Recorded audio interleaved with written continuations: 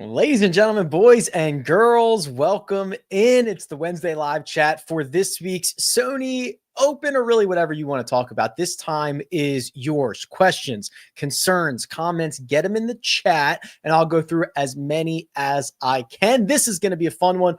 Full field event, one and done, like just top-notch stuff this week. So we are going to jump right on into this, and if you are brand new, welcome. The way that we usually start these episodes or shows is with two things. We look at the weather and we look at the projected one and done ownership. It puts a really good base on the show, and then we don't have to go back and forth to it every 5 minutes when a question comes up. So here we go.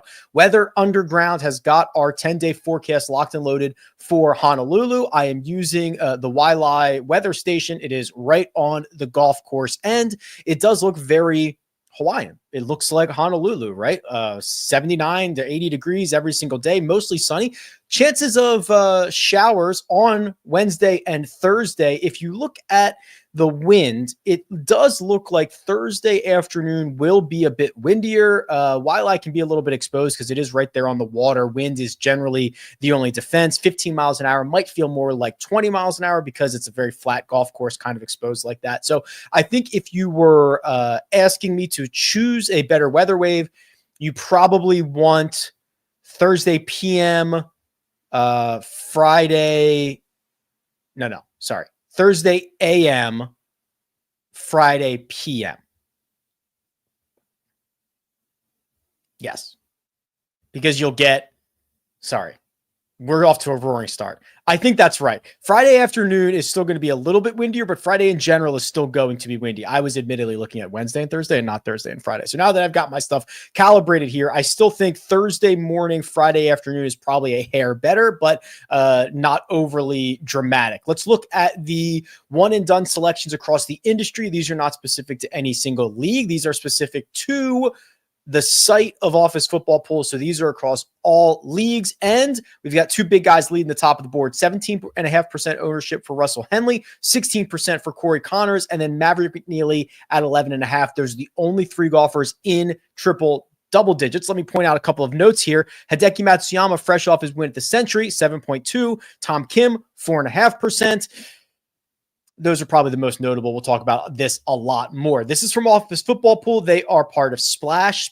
Splash Sports is where we host our listener league, which is almost fully guaranteed for $5,000. It's a $20 entry. And our one and done, our Splash one and done, the Splash World Championships with $500,000 guaranteed, doesn't start until Pebble Beach Pro-Am. It was a little bit of a negotiation between how much money we could get guaranteed and when we were going to start this. We compromised on AT&T Pebble Beach. So while you still have like 2 weeks to get in, let's fill this up quickly. So next year I say we want $1 million.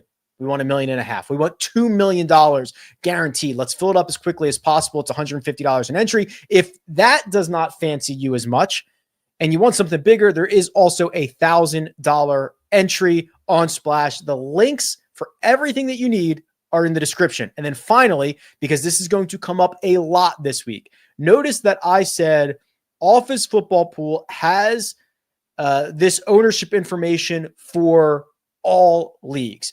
One and done is a very unique animal where you want to be making decisions based on your league size, your position as the year goes on, what position that you are in, the way the payouts work. Are there segment payouts? Is it winner take all of that stuff?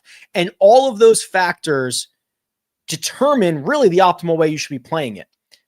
The tool that I help consult on for one and dones is Pool Genius. For my money, it's the best one and done tool out there. There's not a lot of them, but it's the best one.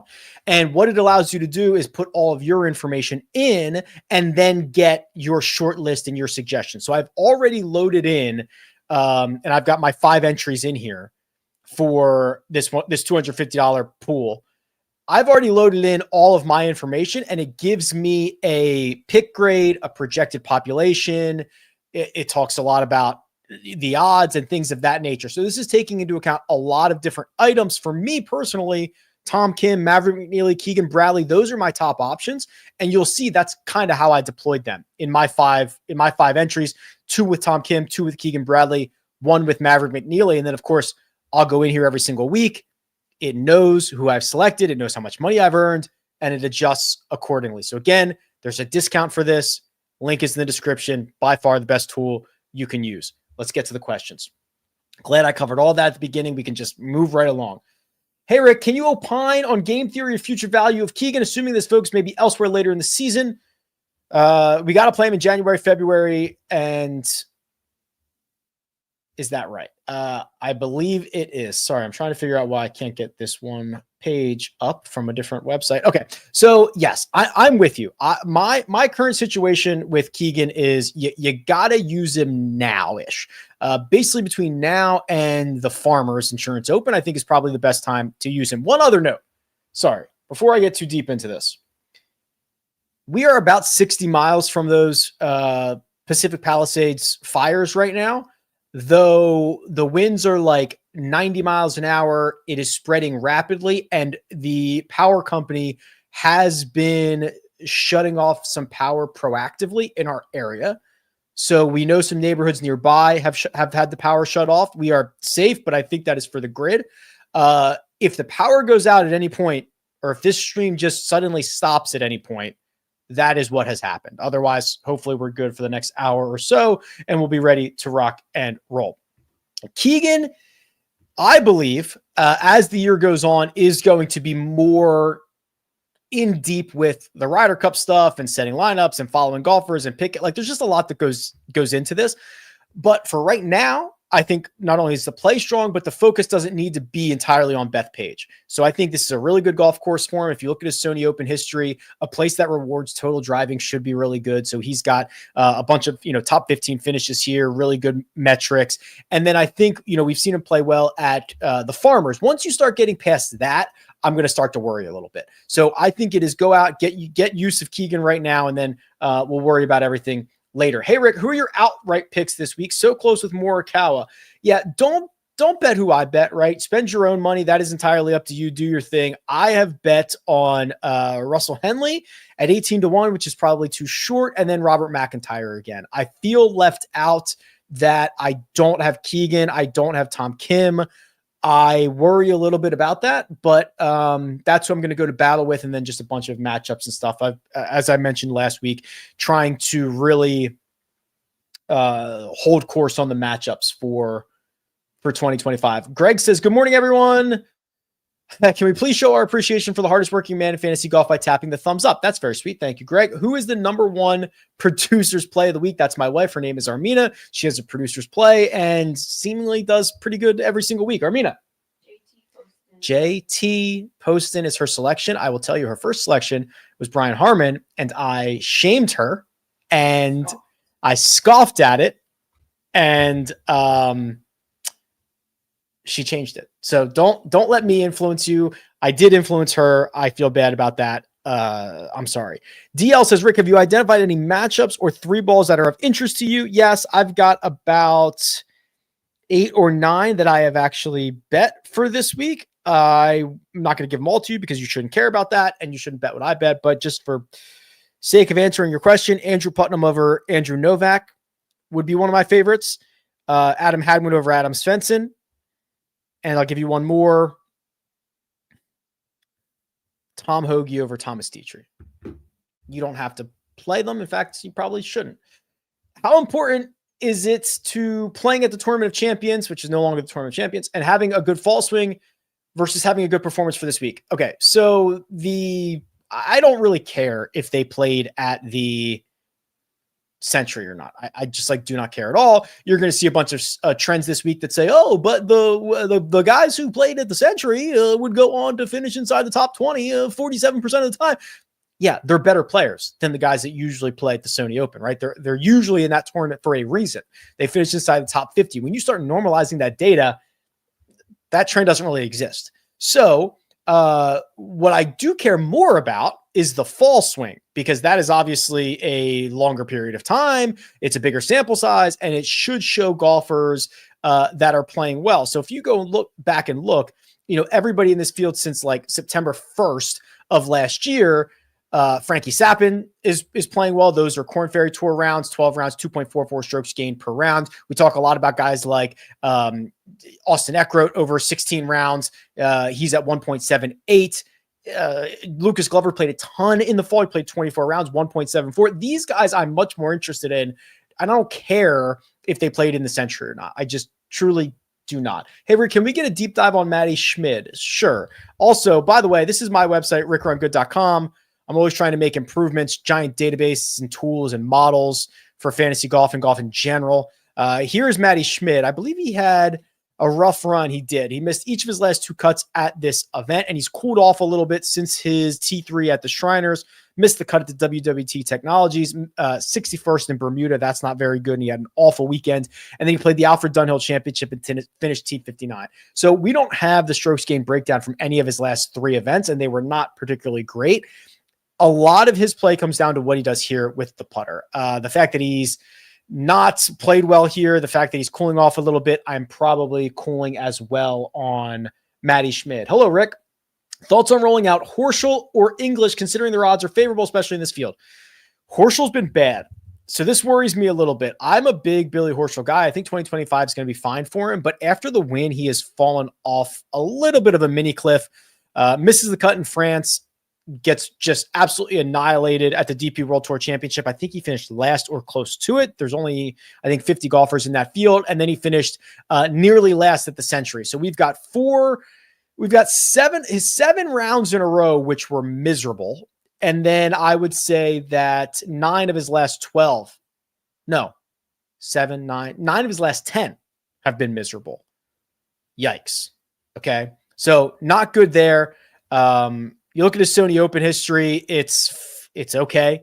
T7 in 2021 is his best finish. Nothing spectacular outside of that. So let's do Harris English, who I feel like has been probably on a little bit of a better run.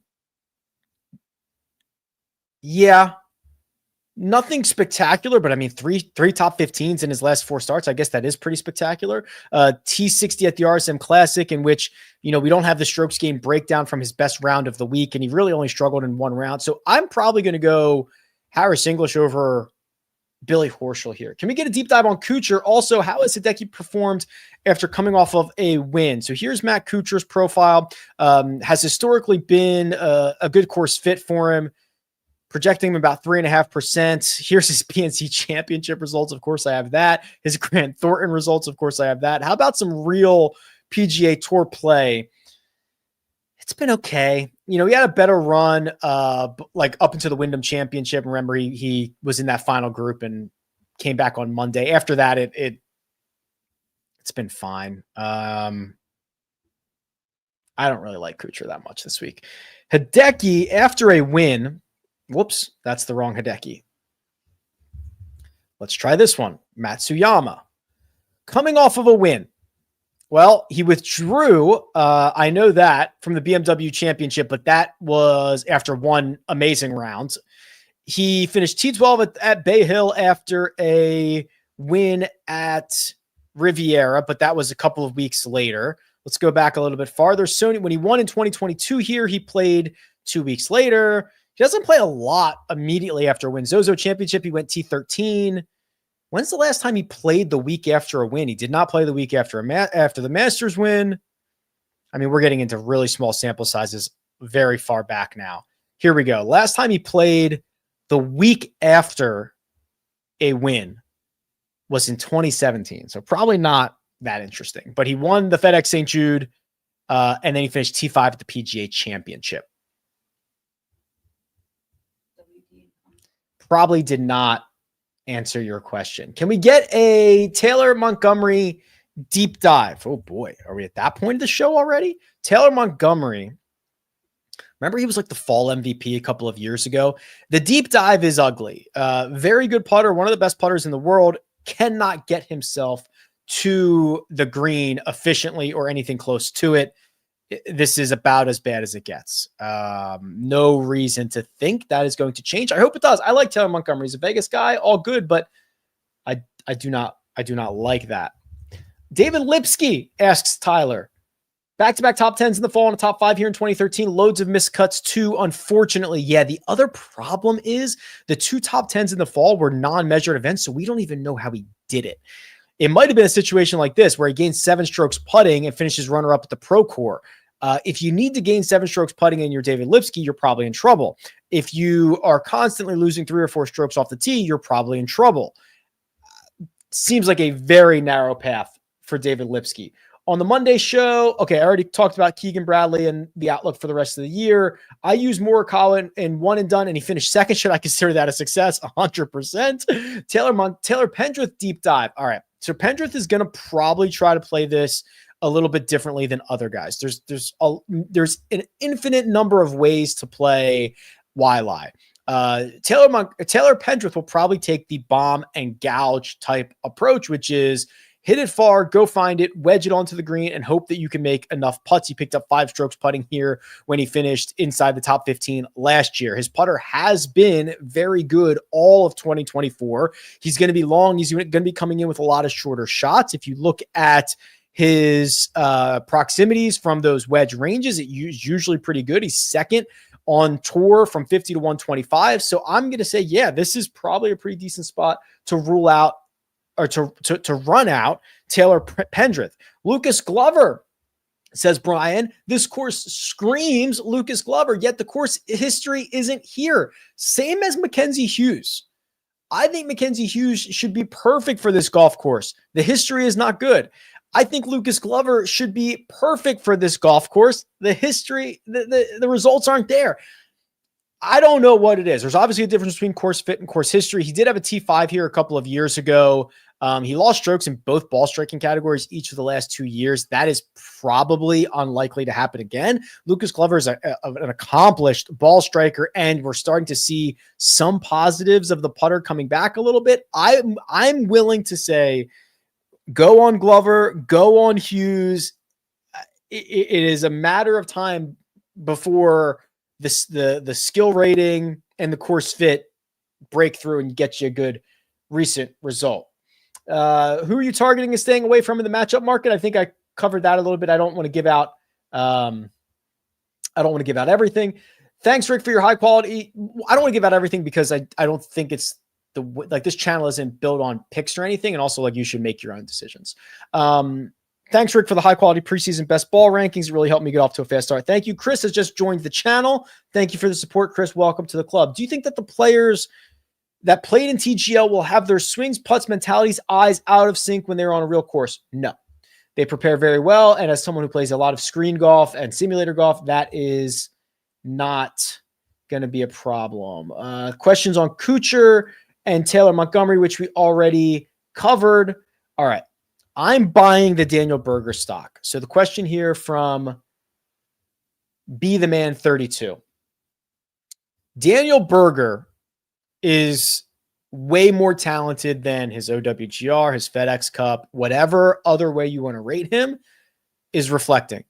And we are finally starting to get a healthy Berger who is putting together stat profiles that look a lot like 2021 Daniel Berger, which is probably the last time he was fully healthy. Remember, he missed 18, 20 months or something like that with the mystery back injury.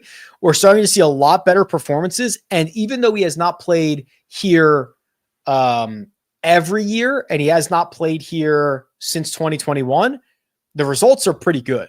T7, T14, T13 in 3 of those 6 years. He's never missed a cut here. His worst finish is a 45th. He's always gained a lot of strokes from tee to green. I'm buying all the Daniel Berger. Right, $7,500 on DraftKings. You can get a good odds for it. I'm buying Berger until I tell you otherwise. At the beginning of the season, should we be looking more at fading ownership? It's anecdotal, but I feel like ownership is correlated with points later in the season than earlier. Well, I think that there are a couple of reasons to consider fading ownership at this event. And you can see the projected ownership is coming into rickrungood.com, into the custom model, into the cheat sheet. So you could build lineups off of this. You could set a max projected ownership for your lineups. You could rule guys in, rule guys out. Here's the thing. there are a lot of different ways to play this golf course, which means everybody is available. We can't rule out specific types of golfers. So that makes this event more wide open than others. You're getting the beginning of the year where guys are coming off breaks, and you're injecting a lot of new blood, guys from the Korn Ferry Tour, guys from the DP World Tour into this event. All in all, I actually think it's quite difficult to handicap. All of those things could put together. So if it is quite difficult to handicap, then maybe we should be fading ownership more this week than others. Dave says, I promise this isn't a full-on weather question. If the wind picks up and the winning score ends up being 15 to 20 under range, how would your custom model change? Just barring the wind scenario, what you could do is you could put more weight on bogey avoidance, for example, right? So you could add, if you think par is going to be a good score, you think like 4 under a day is going to be a good score, then I would put more on bogey avoidance. I would put more on birdies or better gained, which is obviously relative to the field that week. Things like that is how it would change. Thoughts on Luke Clanton versus Brian Harman matchup? Seems like a good course setup for both. That's the perfect example, Mark, right? You just said it, and I don't know if I agree with you, but you said it. Good course setup for both. Luke Clanton and Brian Harman, those two guys are on the opposite ends of the spectrum. Brian Harman dinks it around, wedges it in, and uses a satellite dish to putt. Luke Clanton is the future, modern, flusher, bomber, short game stinks, but he can get hot with the putter. Just different ends of the spectrum, and I don't necessarily disagree with Mark that, yeah, both of those things could work. The data that we have on Luke Clanton and the way that Brian Harman has been playing, I'm going to punch this into the head-to-head matchup tool. I imagine it is going to give Luke Clanton a massive number. Okay. I'm going to use the last 36 rounds. I don't even know if I might have 36 for Clanton. Yeah. It has Clanton winning a 4-round matchup 77% of the time. Luke Clanton has a small sample size that is insanely good. Flushing it all over the place. I think I only have, let's see how many events he's got. 1, 2, 3, 4, 5, 6, 7, 8. Okay, so 8, 16, 24, 32, but he missed a cut, 30. So 30, I mean, this is a thing of beauty. It is really a thing of beauty. Brian Harman, on the other hand, finished dead last at the Century, hasn't been particularly good for a while now. I mean, 12th out at the Hero in a field of 18, 25th at the RSM Classic, which should be a perfect spot for him. He did play well in Macau, but that was an Asian Tour event 4 months ago. And like I said, basically dead last at the Century. That is dead last because I think there was only 58 guys win it, right? Noren withdrew before it started, and Davis Riley withdrew in the 4th round. So 58 was the number. He finished 58 out of 58. So Clanton, baby, let's ride. When you play your round of golf, okay, I saw this on Twitter. When you play your rounds of golf, if someone tells you to play a putt 1 ball from the outside, how do you measure it from the center of the ball, from the outer edges? So I see it visually. So if you say a ball out right, if you take a golf ball and put it on the right edge, so there's, 1.6 inches, I'm trying to put the ball on the right edge of that, the middle of my golf ball on the right edge of that. Now, here's the thing. I saw these arguments on Twitter. 90% of people cannot start it on the line that they think they're starting it on. So the difference between am I using the edge of it or the full, that is nonsense because 90% of people can't even start it on their own line, myself included. But I see that as trying to hit it the middle of my ball to 1 ball widths out. How many times has Hideki gone back-to-back in his career? Probably never, right? Going back-to-back is incredibly difficult. Hi, Rick. I'm in the Run Good Fantasy League, and my strategy is 2 guys from your team and crap shoot the rest. Can you please reveal your Sony roster? DJ, as much as I love you and I appreciate the support, no, I'm not going to do that. I've never done that. I don't think it's good for the game. I don't think that you should play what I play. It is technically against DraftKings community rules, which I don't particularly care about. I just do not think that is the foundation that this site is built on. I don't give out picks. I don't release lineups. I think that is silliness. I think that this is built for research and logic and reason, and then you make your own decisions. So no, I'm not going to do that, but I wish you the best of luck. Tyson Alexander is no longer on tour, so I have nothing to be happy about besides your videos. Okay, well, sorry about that, and thank you. Please talk about the signature event schedule. Anything changes? No, I'm not going to do that right now, Scott, but the schedule is obviously on pgatour.com. It's everywhere. It is a similar set of signature events. I believe they still have Harbor Town as a signature event after the Masters. There's one that's going to be held at Philadelphia Cricket Club, which is the old Wells Fargo, is now the Truist because Quail Hollow is hosting the PGA Championship. So there's just changes like that, but I think that's not going to dive into that in depth right now. The new YouTube entry is great. Armina made that. Thank you very much. Great content as always. Looking forward to another year of great golf. She does all of that stuff. Thoughts on guys, games. Okay, so here's the course model. And again, this is not my opinion.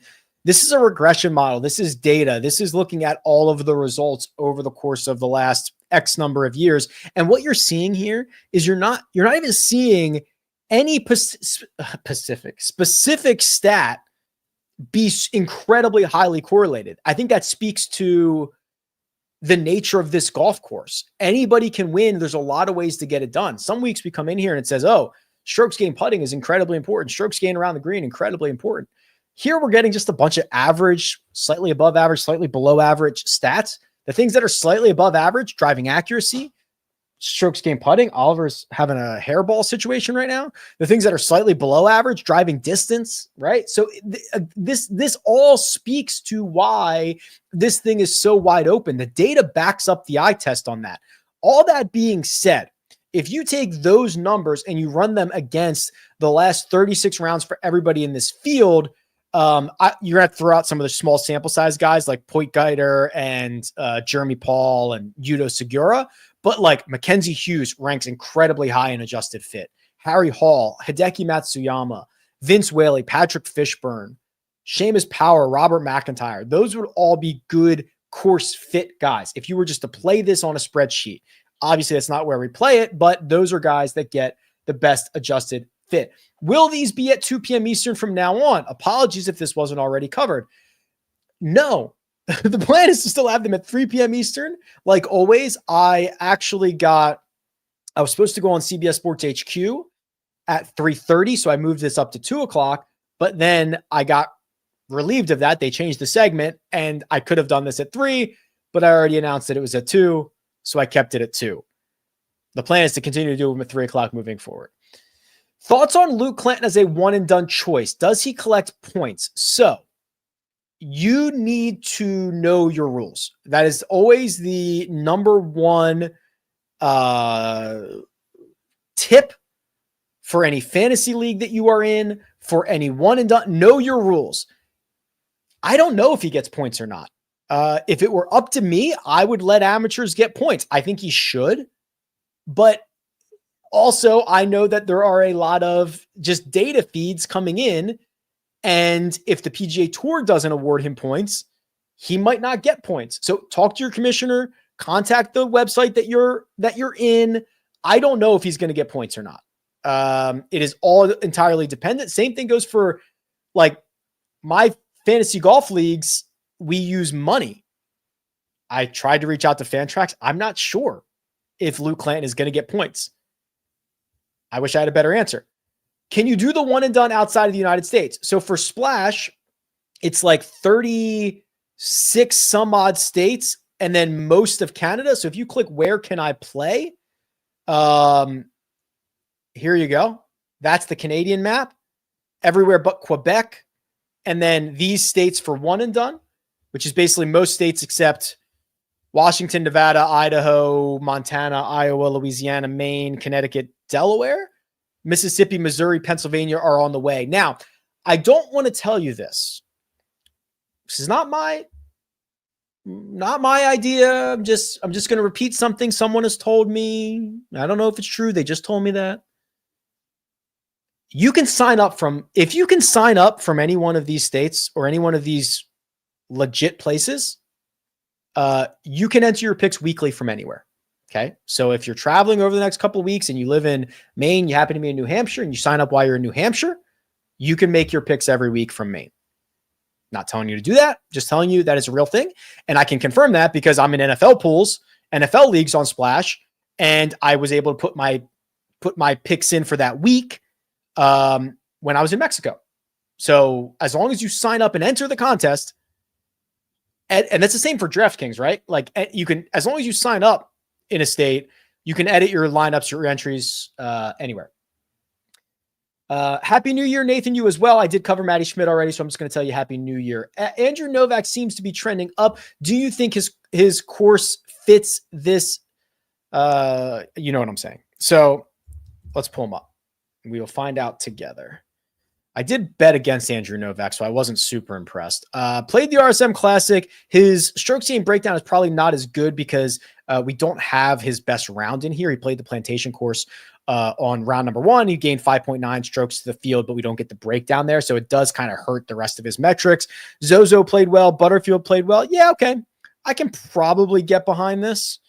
2 missed cuts here in his last 3 trips. I agree with you, Daniel. He is playing better, and it is probably still being underrated because basically his 5 best rounds were non-measured rounds. That is the way I would say that. Since Adam Scott is not playing, I like the 3 young guys, Clanton, Schmidt, and Thor Bjornsson. I like Thor Bjornsson a lot. We already talked about Clanton, Schmidt. We already talked about. Appreciate your dedication to the grind and consistent addition of useful tools and data. Thank you. Is there a reason why cost per point on players projected is not a core evaluation metric for DFS? I can tell you why I think it is. I don't know why, but so Doug, I've got the custom model up here. Cost per point is in my opinion incredibly valuable for something like the NBA, where guys more often play to their averages. I don't think that cost per point would be as valuable in the NBA if one night LeBron James scored 2 points, the next night he scored 52, then he scored 8, then 48. You know what I mean? He's just much closer to 27, 7, and 7 every single night. Golf is like that. Golf is miscut, win, T2, 47th. And also, what would happen if in the NBA, at halftime, they said, okay, you're done. You're not allowed to play anymore. Well, that's what happens in golf too, with a 2-round cut. So all that being said, the volatility of it and the lack of scoring opportunity for every single golfer in the field creates a situation where I don't think cost per point is as valuable. Additionally, it is much more rare in other sports for someone in the 6K range to go off and be the best scorer, wherein in golf, guys in the 6 and 7K range often outperform those in the 8, 9, and potentially even 10K range. So all of those reasons is why I don't find it to be incredibly valuable. I can't speak for anybody else. Thoughts on Siwoo Kim? I went out on a limb in my 2025 preview or rankings, and I actually thought that Siwoo Kim could win a major championship this year, right? I believe that his game, I know statistically, he's coming off one of the best years of his career. The advanced metrics from tee to green and the ball striking stuff is very, very good. The only question is, how will he putt? Continues to tinker, continues to use a little bit of a broomstick, different models, different grips, different this, different that. That will be, my voice cracked, that will be how he, like the weeks that he putts well, he's going to play well. He's got a decent enough history here. He's going to be volatile. He's going to have up weeks. He's going to have down weeks. I'm a buyer of Siwoo Kim for the foreseeable future.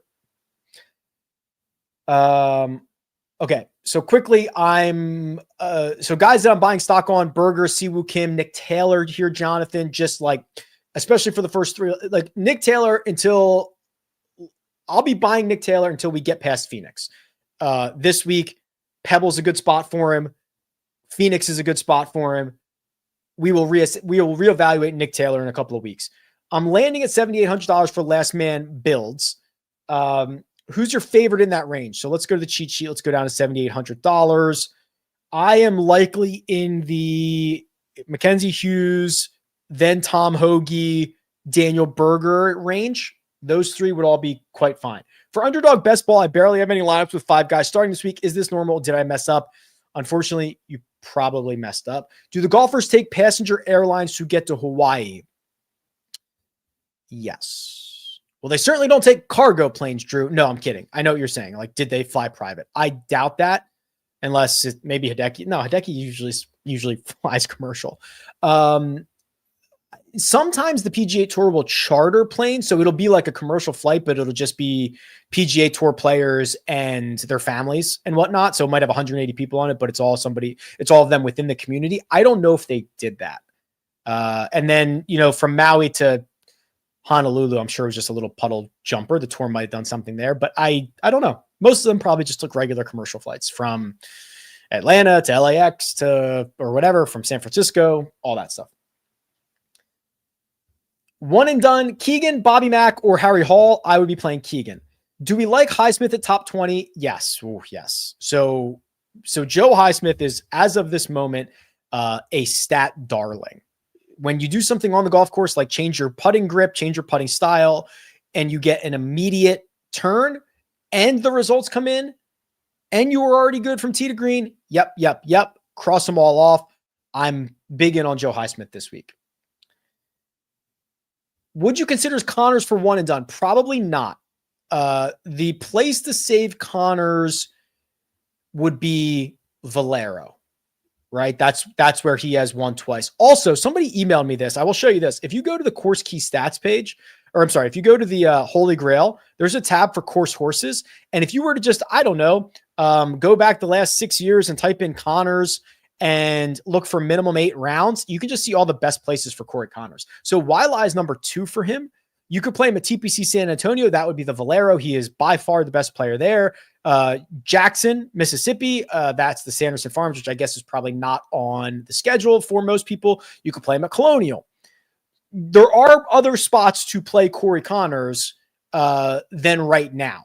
So I do think he holds a little bit more future value. I think Tom Kim, there's not a ton of future value on. Also because, he's a little bit difficult to project. He's not going to play at Summerlin because that's not on the schedule. You're probably not going to play him at the Scottish Open, which is his best spot. You're probably not going to play him at the Travelers because that's a signature event. You're probably not going to play him at the Amex because that's a really difficult one. You could play him at Rocket Mortgage, but now you're getting to the point where it's not that great. So I don't think there's a lot of future value for Tom Kim. I think there is at least a couple more for Corey Connors. Those guys I would rank for one and done. If you're letting me choose Connors and not Tom Kim or Keegan or anybody, then he's still number 1. So I would go Connors, Eckroat. No, I would go Connors, McNeely, Eckroat, Pendrith, Hall.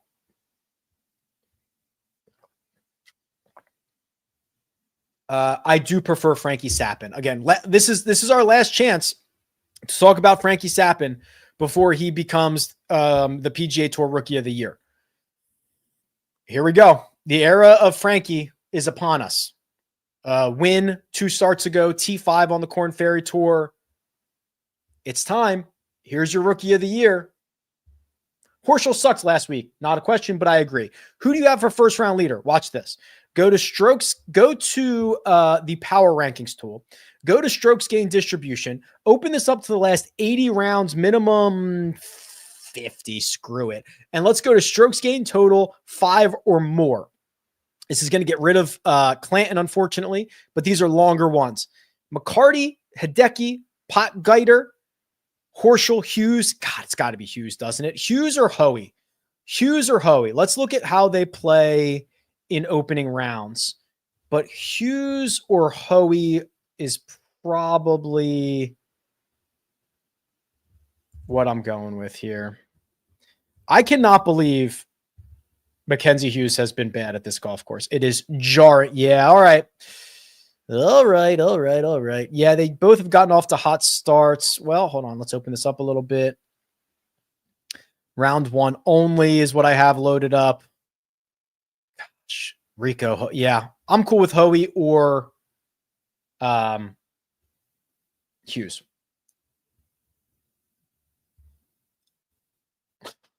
kind of messed up, bro. Yeah, I agree. In on Glover, talked about that. First question, do you think EVR is underpriced? Wow, okay. So I'm at the point now where if I skip your question, it's probably because it's already been discussed. So don't be upset with me, but that's probably true. EVR, not wearing the new Callaway hat, wearing the old one. Oof. This isn't particularly good, right? His history here is mid. His history recently is whatever, slightly below mid. And I'm not very excited. First one and done. Go up top and try and get cute. Go up top or try to get cute with mid-end options. The good news is, like how open the Sony is, you can basically do anything you want because you're going to start to play your position in the next few months.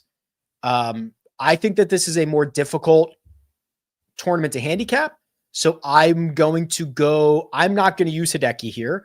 I'm not going to use Corey Connors here. I'm going to use Tom Kim. I'm going to use Keegan Bradley. I'm going to use Maverick McNeely. I probably don't think I ever need to use Tom Kim later in the year. Keegan, I'm going to be done with by the time we get to Farmers. I actually think the same thing goes for Maverick McNeely. He's going to get Pebble Beach. He's going to get a couple of he's going to get Torrey. Like, he's going to get some good spots for him. I'm going to use Maverick McNeely by the time we get through the West Coast swing. So bang.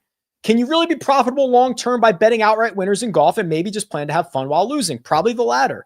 I would say very few people in the world are making money on outrights alone. That market is, the hold alone is like 30%. Depending on where you're betting, you're usually getting some pretty crappy odds. The odds that you are getting are generally quite long. So, it's not, coming through frequently.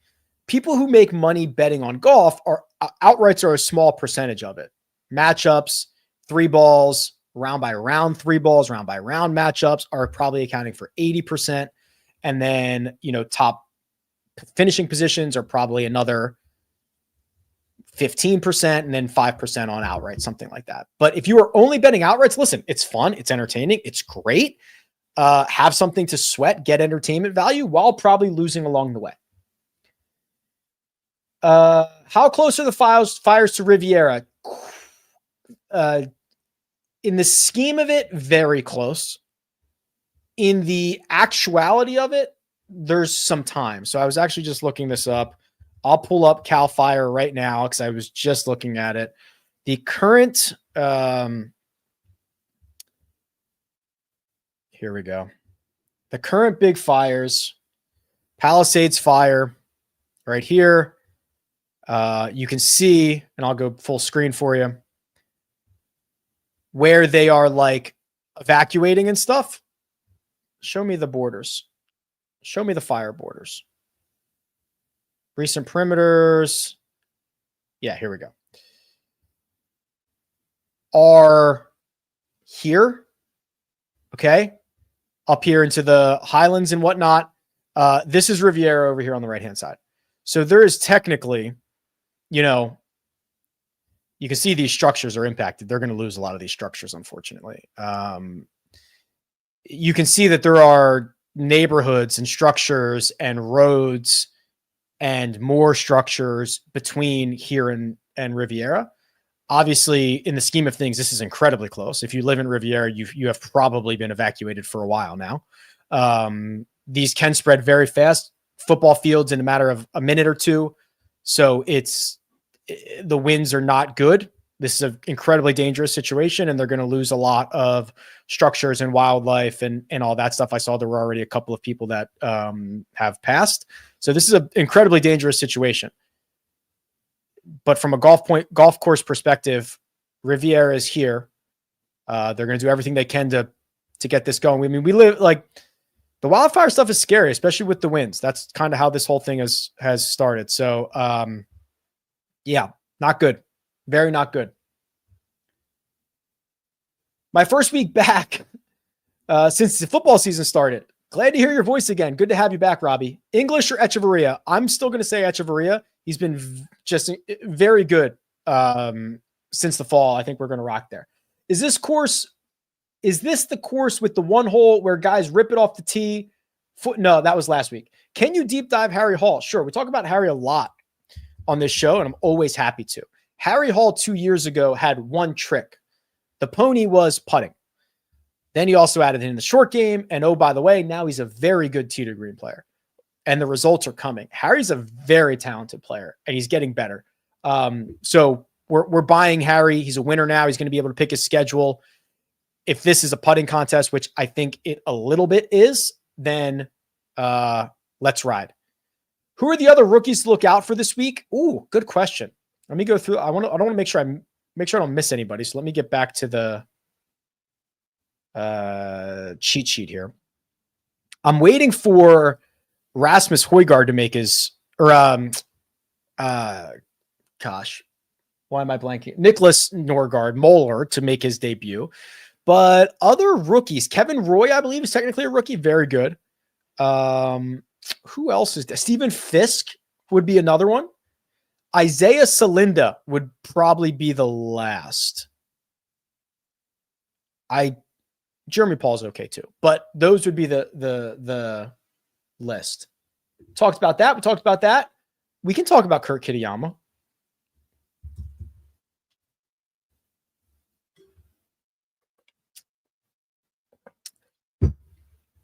Kurt's been great. First off, I know this goes back a while though, but look at his last 5 starts. 6 +7 from tee to green in 5 of them, including a run where he went +11, 0, +12, +12, +9. That is nuts. Maybe we're sleeping on Kurt Kitayama. His history here is not good, but it's getting better. Miscut T73, T24. I think we might be sleeping on Kurt here.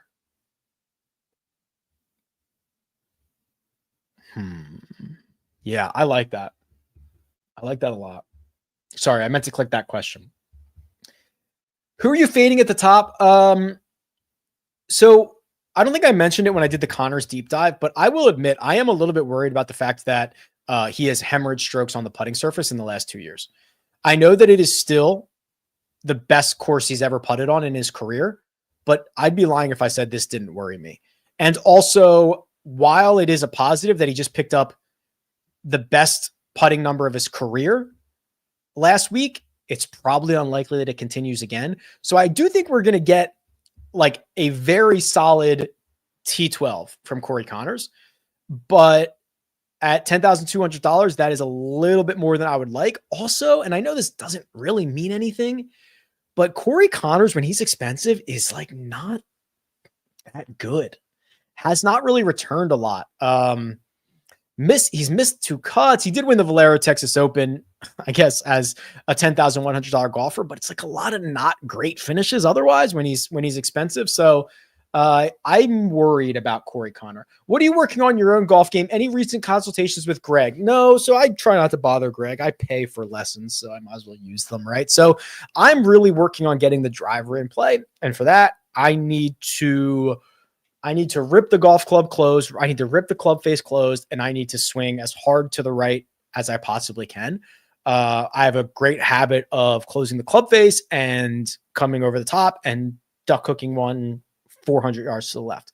I drove it very well on Tuesday morning. I am starting to get that feel. I'm starting to get, and if I can get it in play off the tee, I'm going to have a good time.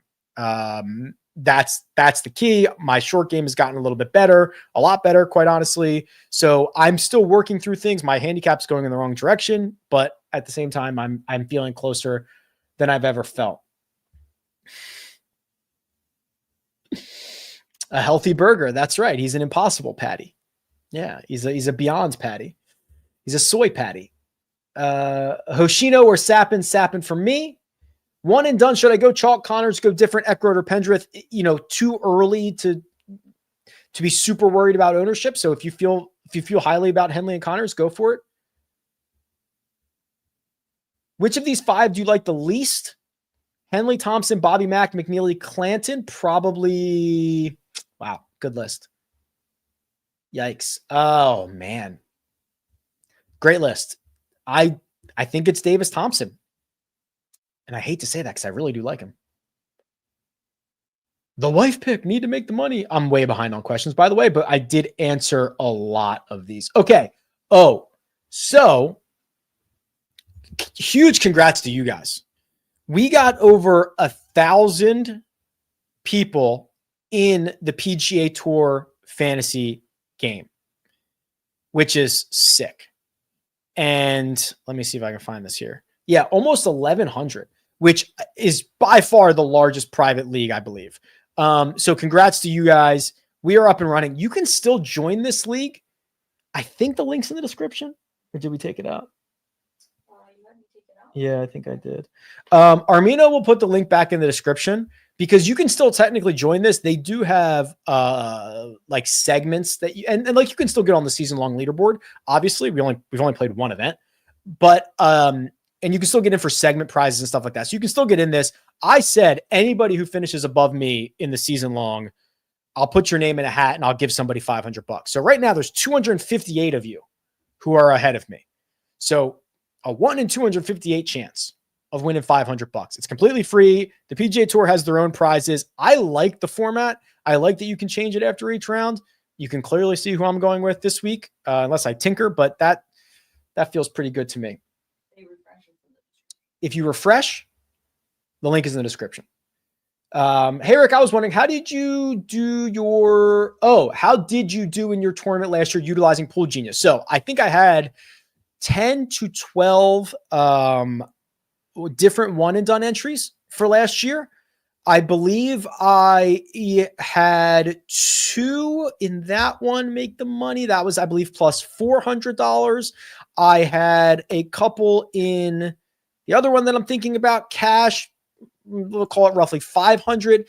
And I ended up catching an L for the year because the biggest one that I was in a $2,500 entry, and I did not cash in that.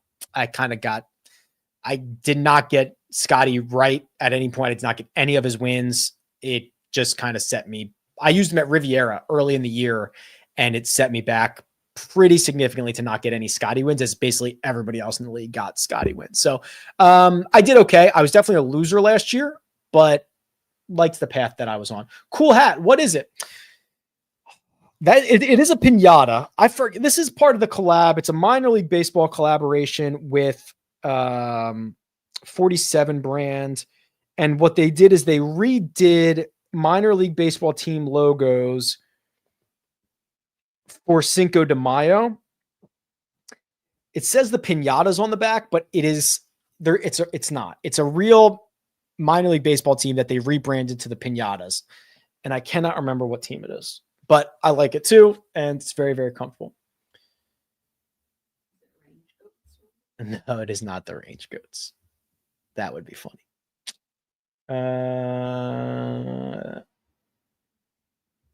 These are just either comments or questions that I've already answered, which is very nice.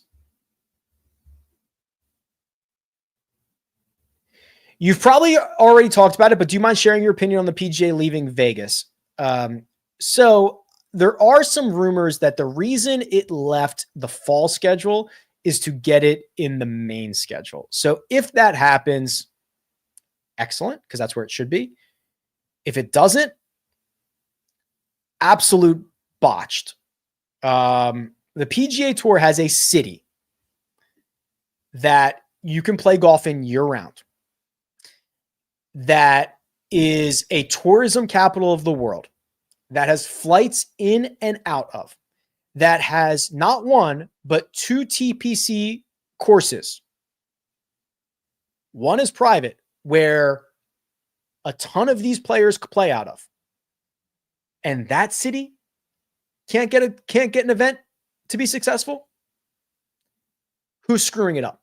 Because it checks all the boxes for an easy win. They have never once leaned into the fact that it is in Las Vegas. They have never once promoted it correctly. It's just a complete botched situation to not have that event be as good as the Phoenix Open. Seriously, it's not. It's just stupid. They screw it up. Ba-da-ba-ba-ba. These are just questions or comments again that I've already answered. Hey, Rick, are we able to go back to the classic view versus the new global view? Yes, of course, Evan. I would never. So watch. So rickrungood.com, cheat sheet. Where are you? Cheat sheet. Right here. Click classic. It's a button. You can toggle back and forth between classic and global. You can also toggle back and forth between weighted and raw.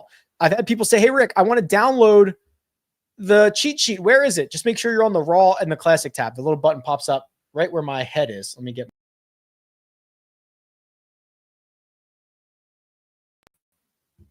Jacob Bridgman. Okay. Jacob Bridgman. Let's look at him together because when I ran a lot of like fantasy point calculations, fantasy point things, he popped up and I was like, what in the world? So I want to look at this. It's got a couple of okay finishes, missed the cut at the ISCO, missed the cut at the Pro-Am. Oh, wait, I got to sort by, I wasn't, sorry. Wasn't sorted by date. I was sorted by something else. Okay, this looks better. This looks a lot better now. So missed the cut at the RSM Classic, did not play well. Other than that, had himself a pretty good run from the 3M Open till the end of the year. Handful of a lot of top 20 finishes, a lot of top 15 finishes, quite frankly, and some really good stat profiles. So when I ran like, points per hole or point, whatever, he popped up a lot. So I don't mind that. So this is also one of the things I like about the Pool Genius tool is if you have multiple entries, it'll kind of give you some ideas on how to split those entries up. So the way that I tend to do it is a little bit of a scattered shot approach to start. I'm trying to get as many wins as I can early. So I think this week I'm splitting 5 entries across 3 golfers. I'm hoping, obviously, that one of them wins. And then now I've got a strategy for those ones as I can start to front run a little bit. And then if I don't, the other 2 miss cuts, I'm starting to play my position. So early in the year, I'm trying to accumulate wins. I'm trying to scatter out a little bit, scatter shot. And then I am trying to then play my position. The other thing though, some weeks I will put the same golfer in all of them. Even early in the year, I think I did it the year when Homa won at Farmers, I had Homa in like every single entry, which was awesome. So I will, if there is somebody that I think is just like, hey, he's got to be the guy, there's no future value, I'm not afraid to put him in every single one, but mostly spread it out and then let my thing go from there. Hey, Rick, on your 20 preview show, you showed a tool that has what majors and signature events each golfer is qualified for. Yeah. So it's rickrungood.com. It's underneath this column here. It's called best. It's listed as best ball because it's basically best ball rankings. So it shows you just a very basic score that I created, how each golfer played in 2024, and then their most up-to-date event qualification for whether they're in the signature events or the majors. You can scroll down and see. Yes, Jaron, I did catch that. So I thought I heard Fitz and X talking about how the trajectory of the ball wasn't exactly matching with the screen. Yep. So I agree. Obviously I was not there at TGL last night, but there is 2 things. Luke Kerr-Duneen pointed this out. He said one of the TGL players said that he felt that the backspin was not being properly calculated. So fades get juiced up on a full swing sim, and draws kind of go way more left than they should. I do not know if LKD was talking to Matt Fitzpatrick, but I'm pretty sure that's what was happening with Matt Fitzpatrick. You saw it early in, all of his shots were going left. He was flummoxed by it. He was talking to Xander about the alignment on the screen. He did not think it was centered properly. Not great, right? The other guys didn't have an issue with it, but that is not an uncommon error. I imagine they will get that calibrated and get that fixed, but I did catch that. How many strokes does Sappin win by? 40 or 50? As someone who bets outrights for the past 5 years, I can tell you it's insanely difficult. I've hit 35 outrights in the last 5 years and made money, but it's insanely difficult. Yes, it is. Does this court fit CT Pan's game? Fits everybody's game. Have you talked about Webb? Probably not playing Webb. He's semi-retired at this point. No, I think there are better options in every other scenario. Can we see a quick chalk report? Yeah, of course. So projected ownership has been available on rickrungood.com, on the cheat sheet, and on the golfer profiles, or excuse me, the custom models. Oh, and the golfer profiles, so that you can make any adjustments or run your lineup. So I've got Hideki and Corey Connors about 29 and 28%. The 9K range, Benyon is and Sahith are likely the lowest. The most popular, Tom Kim, about 20%. The 8K range is pretty even at the top, low to mid-teens. And then the bottom of that range gets a little bit more pivoty. Sepp Straka is a decent pivot at 10.6% ownership. The 7K range, there's a lot of guys, so it's pretty spread out. 6 to 10% for like almost everybody. Berger, Hughes is at 10%. Berg is at 5%. Thor Bjornsson's at 10%. That seems a little bit aggressive to me. And then from there on out, mostly guys in the 2 or 3% range. I'm ahead about. Oh, cool. That's good to hear, Josh.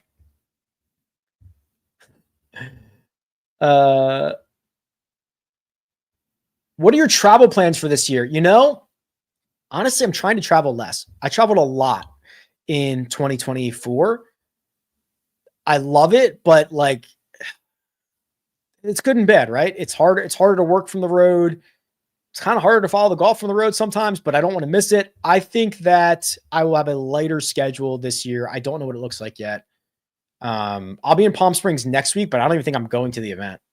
Probably be there very quick, play a couple of rounds of golf, meet up with some people and come back. But yeah, I don't know yet. Honestly, I don't really have anything booked.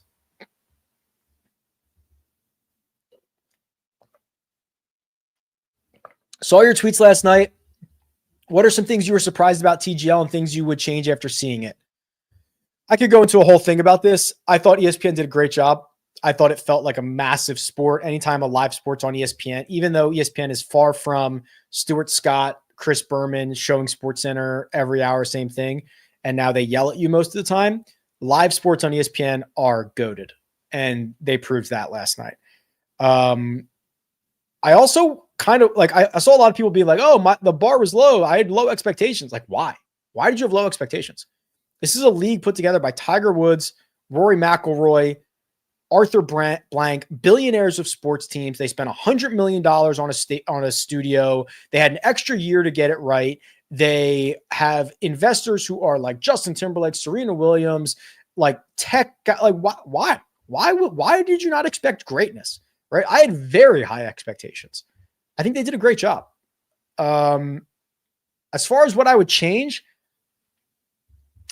it kind of got bad after the match was decided. I know they have to keep playing the holes, but it was very non-competitive. I think there's a lot of strategy these guys are screwing up in terms of when to throw the hammer, when not to throw the hammer. I've got to do a little bit of a deep dive on that, but I might write something up here. Playing Paiute Super Bowl weekend. That'll be sick. Paiute's awesome. All right. These are mostly just comments now. Hello from Spain. Hello. And it's also true. I hate being away from Ollie. And I guess Armina. Can we see the lucky unlucky graph? Yeah, it's called the breakout candidates. Let's get it right. It's on the trends tool. Looks like this. So what this would say is guys that are on the verge of breaking out look like this upper quadrant, which would be Chris Ventura, Henrik Norlander, Ben Coles, Frankie Sappin, Braden Thornberry, Denny McCarthy. Next best guys, probably in this range, Harry Higgs, JJ Spawn, Mackenzie Hughes. Mackenzie Hughes and Corey Connors are right on the border of starting to go south, but still pretty good. Guys that are probably not in great spots, and there's regression coming. Brian Harmon, Adam Hadwin, and then guys that you really worry about, Ben On, Luke List, etc. So it's not obviously not you don't have to take it for gospel, but it's a good little tool. Okay. Everything you need is in the description. Sign up for the splash contests, sign up for Pool Genius. Hell, while you're there, go sign up for rickrungood.com. I love it. I'm biased though. I love it. I think that you will love it too. And if you don't, I'll make it right. No big deal. Everything you need to get involved is available. I'm stoked for all of you who are getting involved in One and Done for the first time, who are excited about this year, because I think it is going to be incredible. I've got a lot of ideas for 2025. I'm going to hope to bring them to fruition, and we'll do it together. Best of luck. Goodbye.